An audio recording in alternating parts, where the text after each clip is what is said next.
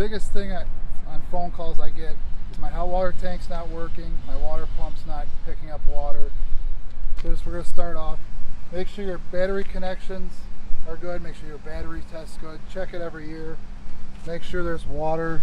There's distilled water in these. Make sure they're topped off, otherwise you can burn your battery up.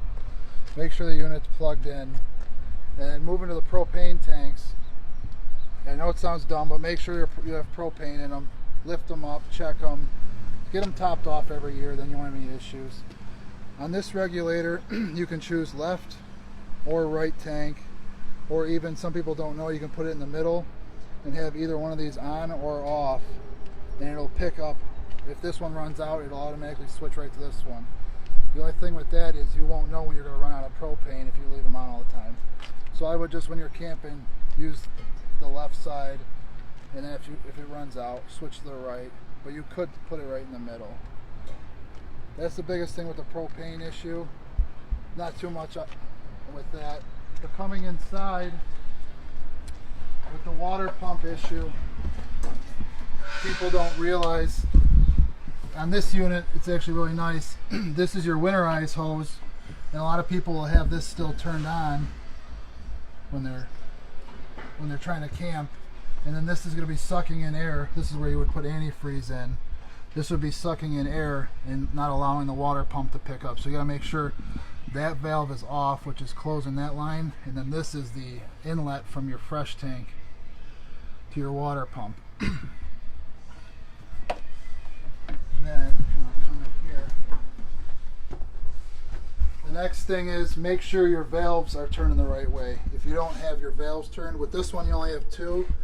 You have a blue one, and then up on the top is the red, which is your hot. Make sure they're turned so they're pointing into the tank.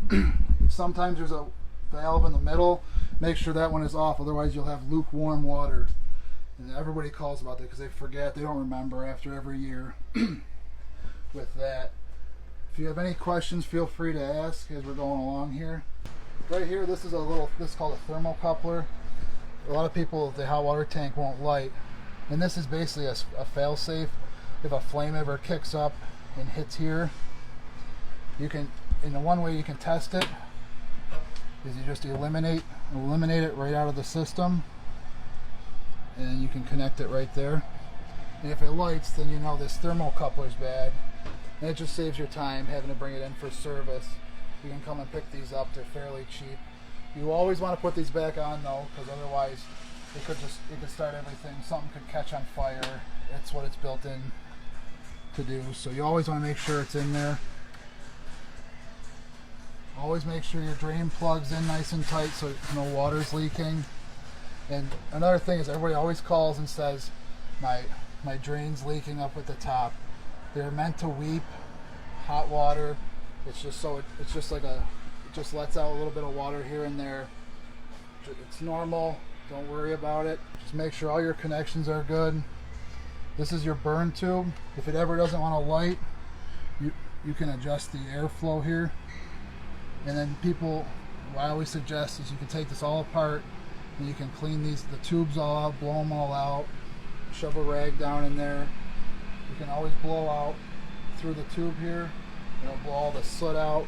It's just all little preventative maintenance stuff. If you can do it, it'll save you time and money from bringing it in on that.